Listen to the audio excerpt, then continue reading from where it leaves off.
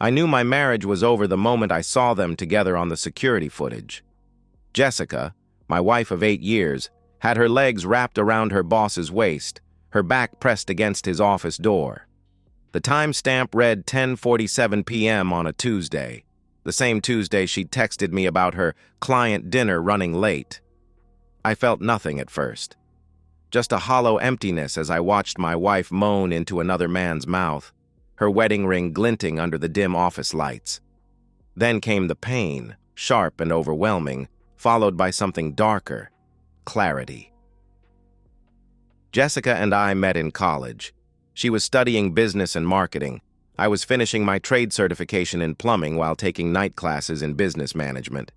Everyone thought we were mismatched, the ambitious, polished marketing student and the guy with dirt under his fingernails. But back then, Jessica saw something in me. Or at least, I thought she did. "You're the most authentic person I've ever met," she told me on our third date. "You know exactly who you are and what you want. I love that." We married right after graduation. I started working for a local plumbing company while developing a business plan for my own outfit. Jessica landed an entry-level position at a marketing firm. We bought a small starter home in a decent neighborhood, and I converted the garage into my office space. Every night we'd sit at our kitchen table, me with my business spreadsheets, her with her marketing proposals, and plan our future together. "We're going to build something amazing," she'd say, her eyes bright with dreams. Together. I believed her. I believed in us. 3 years in, my business took off. I had secured contracts with several property management companies, hired 4 full-time plumbers, and was clearing 6 figures. I worked hard, 60-hour weeks, on-call emergencies, hands-on leadership. Jessica celebrated with me initially. She seemed proud when I could afford to buy her the designer handbag she'd been eyeing, or when we upgraded to a larger home in an upscale neighborhood. But somewhere along the way, something shifted. Maybe it was when she started working at Pinnacle Real Estate, a luxury firm with offices in a gleaming downtown high-rise. Maybe it was the new crowd she fell in with, sleek executives in tailored suits who looked at me with barely concealed disdain at company events. Maybe it was just who she had always been, and I'd been too in love to see it. "Ryan handles plumbing," she'd say when introducing me, as if the word itself was contaminated. The way she'd pause before naming my profession, the slight curl of her lip, it cut deeper each time. Still, I tried. I always tried. I upgraded my wardrobe for her events. I read up on real estate trends so I could contribute to conversations. I listened to her stories about office politics and client negotiations with genuine interest. I supported her ambitions wholeheartedly, even when she started working later and later, even when her texts became shorter and less frequent. What I didn't tell Jessica was that plumbing had taught me more than how to fix leaks. It had taught me about systems, how things connect, how pressure builds, how to identify weak points. It had taught me patience and precision. Most importantly, it had taught me that sometimes the biggest problems lie hidden behind pristine walls. While Jessica was climbing her corporate ladder, I was quietly building a real estate portfolio of my own. Nothing flashy. Commercial properties in developing areas, multi-unit residences, strategic investments through carefully structured LLCs. I never flaunted my success. I simply let my bank account grow while Jessica increasingly treated me like the help. "You fix toilets. I fix careers," she sneered one morning, stepping past me in Louboutins I'd paid for. I watched her walk away, remembering the girl who'd once looked at me with respect and admiration. That girl was gone, replaced by someone I barely recognized. But I still loved her. Or maybe I loved who we used to be. That's why the betrayal cut so deep. The signs accumulated slowly, like rust gradually corroding a pipe. First came the missed dinners, networking events that mysteriously appeared on her calendar at the last minute. Then the new wardrobe, increasingly revealing outfits she never wore around me. Her phone became an extension of her hand, and she'd angle the screen away whenever I came near. "Just work stuff," she'd say dismissively. "You wouldn't understand." The distance between us widened. Physical intimacy became rare, then non-existent. When I tried to discuss it, Jessica would sigh dramatically. "I'm exhausted, Ryan. Some of us have mentally demanding jobs." The implication was clear. My work wasn't worthy of fatigue. My brain wasn't taxed by running a successful business with 20 employees and six-figure contracts. I was just a plumber after all. Then came the dinner party at our home, a gathering of Jessica's colleagues she'd insisted on hosting. I'd spent the day supervising a major commercial installation, then rushed home to help prepare. I grilled steaks, decanted wine, set up the patio exactly how she wanted it. When the guests arrived, Jessica was in her element, charming, vivacious, the perfect hostess. I tried to engage, sharing a story about a challenging job we'd completed for a historic building downtown. We had to custom fabricate the fittings to preserve the original. "Oh, honey," Jessica interrupted, placing a manicured hand on my arm. "Nobody wants to hear about pipes during dinner." She turned to her colleagues with an exaggerated eye roll. "He's cute when he thinks plumbing is a real career." The table erupted in laughter. I sat there, fork suspended mid-air, as my wife mocked me in our home, in front of people whose mortgages I could have paid off with a single check. Later that night, after everyone had left, Jessica was drunk on expensive champagne and success. She didn't notice me in the hallway as she called her friend. "God, did you see Mark tonight? The way he kept looking at me?" She giggled, a sound I once found endearing. "Sleeping with my boss is just strategic networking. Besides, Ryan's clueless. He'd never suspect a thing." I stood frozen, my world tilting on its axis. That was the moment something broke inside me. Not with a crash, but with a quiet click, like a lock disengaging. The next day, I made a call to my attorney. Not to file for divorce, not yet. I needed information first, confirmation, evidence, strategy. As luck would have it, one of the commercial properties in my portfolio was a certain downtown high-rise that housed Pinnacle Real Estate. Being the property owner through a shell LLC meant I had legitimate access to building security systems, maintenance reports, and access logs. I didn't abuse this privilege. I simply exercised my right to review the security of my investment. The logs told a story. Jessica's keycard accessing the building at odd hours. Executive floor elevators activated long after business hours. Then came the security footage, frame by excruciating frame of my wife and her boss, Mark Daniels, in compromising positions throughout the office, against his desk, in the conference room, in the stairwell. I watched it all, methodically cataloging dates, times, locations. I noted instances where company credit cards were used at nearby hotels. I documented every breach of corporate conduct, every misuse of company resources, every violation of Pinnacle's own stated policies against interpersonal relationships between supervisors and subordinates. All the while, Jessica continued her charade at home. "I've got great news," she announced one evening, eyes gleaming with triumph. "I'm being promoted to Director of Luxury Acquisitions. There's going to be a formal announcement next Monday." "That's wonderful," I said, kissing her cheek. "You deserve it." She looked momentarily taken aback by my enthusiasm, perhaps expecting jealousy or resentment.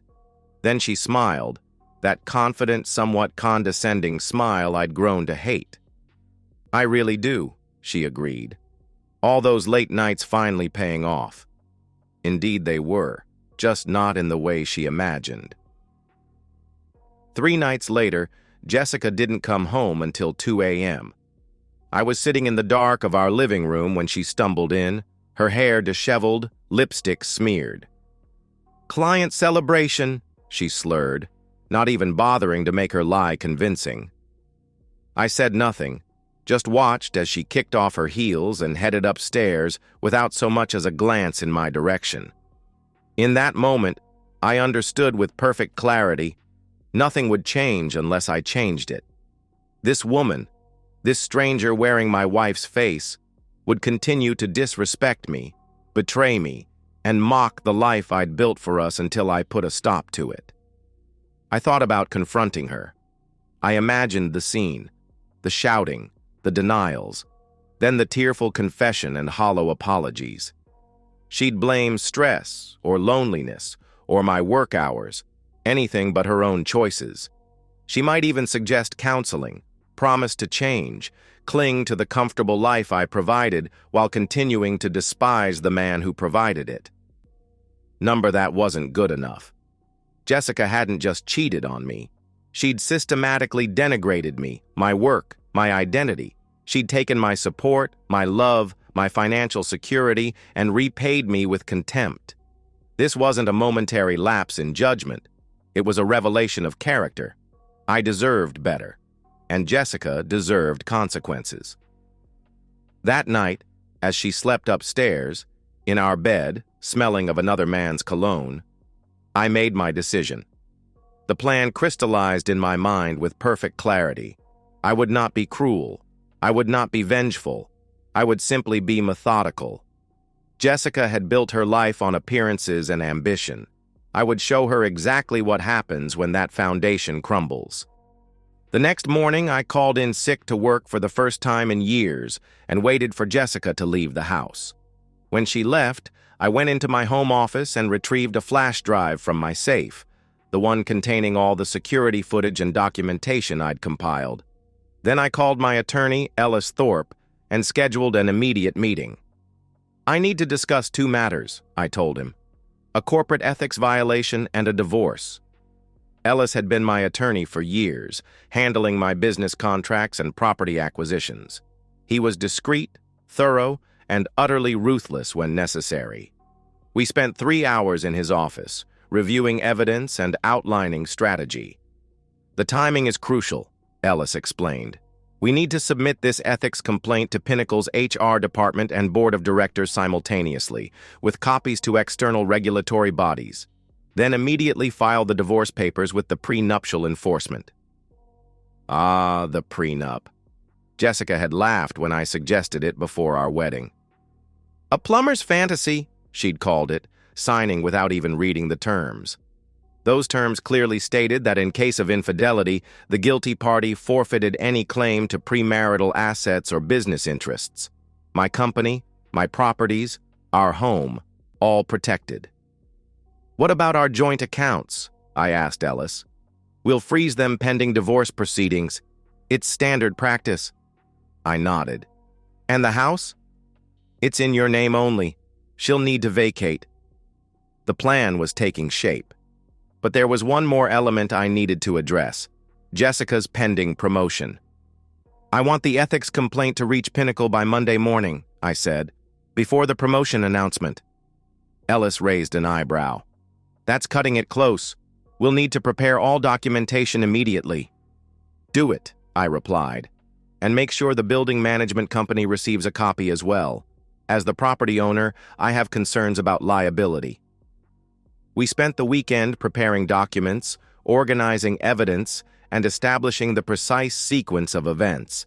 I maintained perfect normalcy at home, congratulating Jessica on her upcoming promotion, even suggesting we celebrate with a trip once the announcement was made.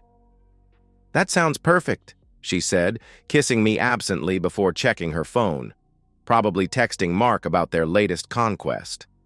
I watched her, memorizing the smugness, the entitlement, the absolute certainty of her untouchability. By Monday, that would all be gone. On Sunday night, Ellis confirmed everything was in place.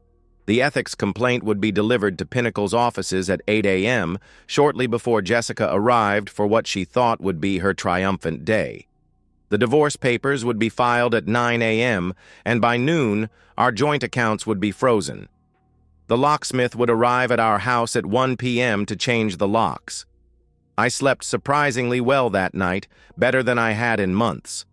There's a certain peace that comes with decisive action, with reclaiming control of your own narrative.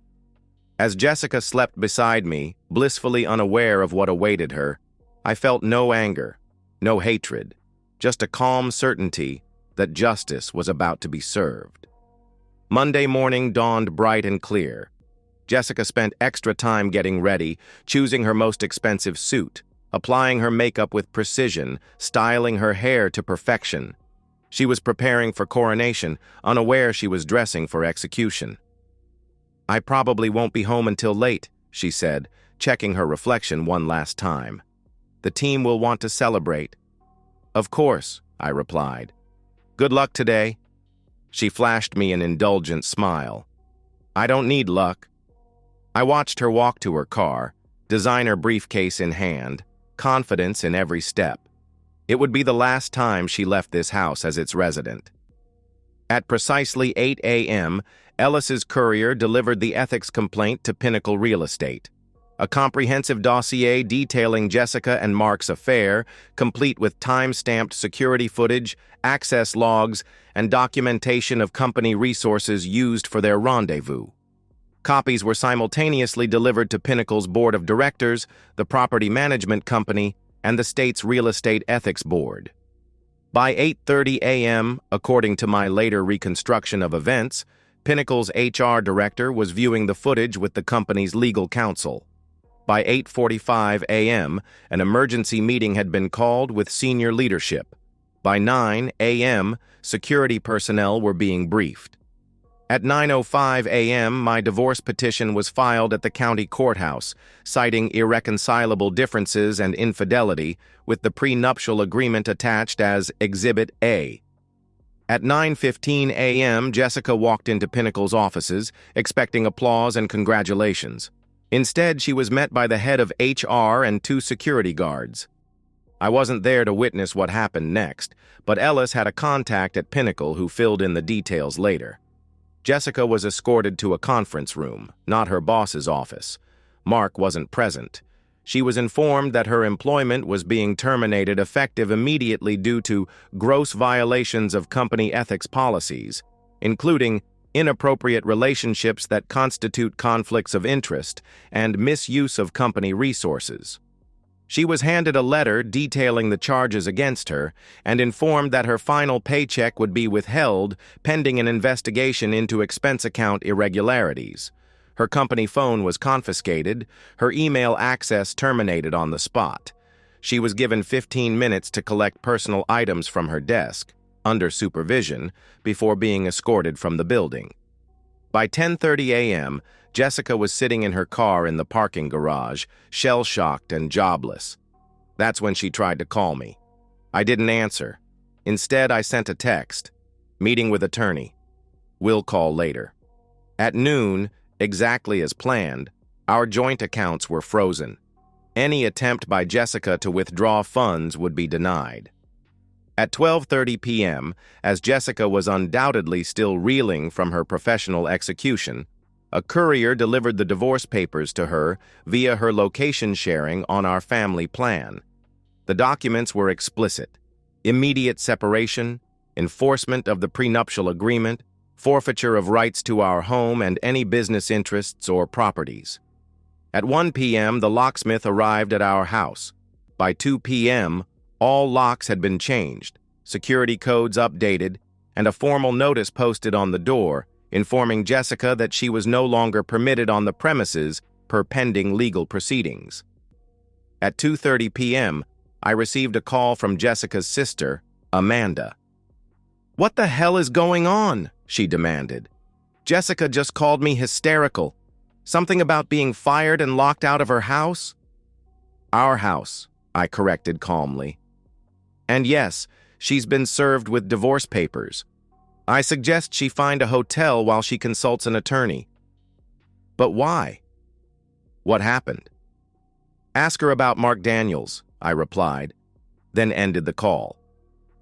By 3 p.m., Jessica had called me 17 times. I didn't answer. I was in meetings with my company managers, ensuring business continuity during what would undoubtedly be a personal disruption.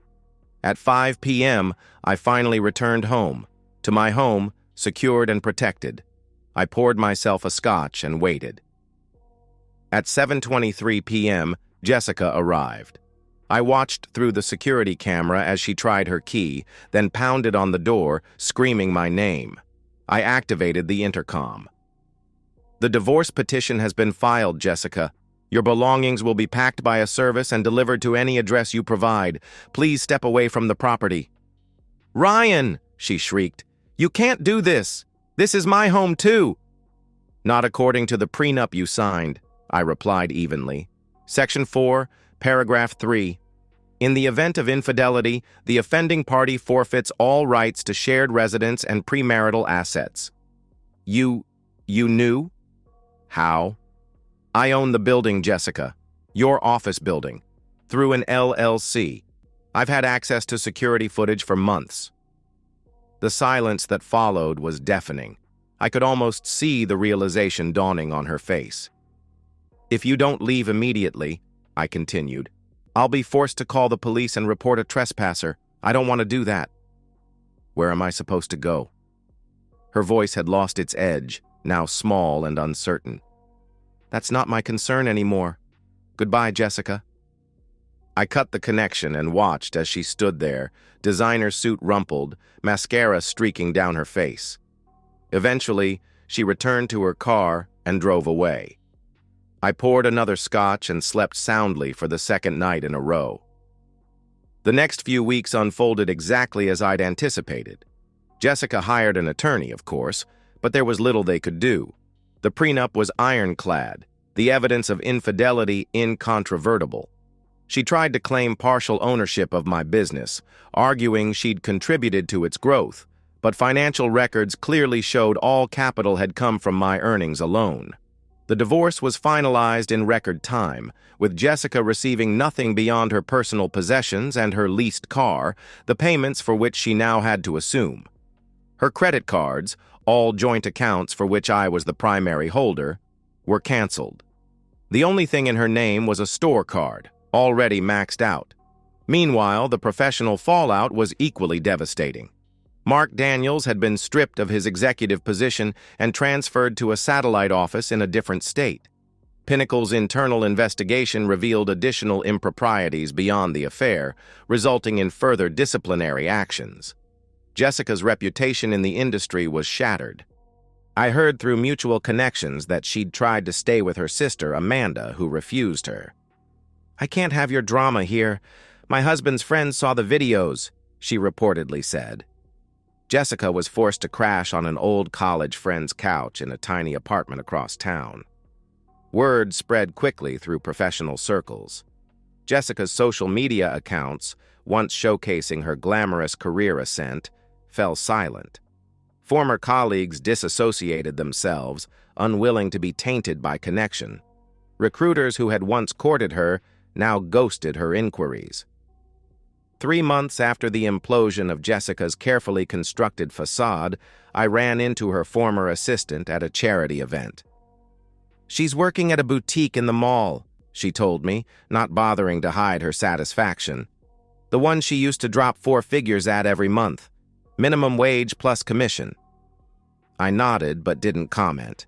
I didn't need to gloat. The justice had already been served. As for me, life improved dramatically once the dead weight of a toxic marriage was removed. My business continued to thrive. I opened a new branch specializing in high-end residential renovations. My real estate portfolio expanded with the acquisition of a promising mixed-use development. I even started dating again, quietly and selectively. 6 months after the divorce, I received a text from an unknown number. "I'm sorry. I never appreciated what we had. Please talk to me. Jay." I didn't respond. There was nothing left to say. A year to the day after I'd watched that security footage of my wife with another man, I closed on another commercial property, a struggling luxury real estate office on the verge of bankruptcy. I renamed it, restructured it, and transformed it into a thriving business within 6 months. The irony wasn't lost on me. The plumber had succeeded where the real estate expert had failed.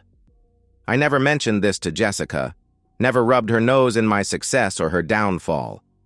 I didn't need to. Living well was indeed the best revenge. Sometimes I drive past the mall where Jessica works, not to see her, but to remind myself of how far I've come.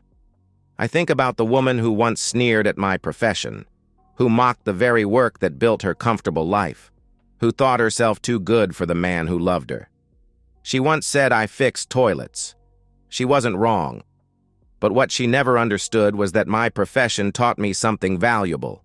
When something is too clogged with shit to function properly, sometimes the only solution is to flush it away completely. And that's exactly what I did.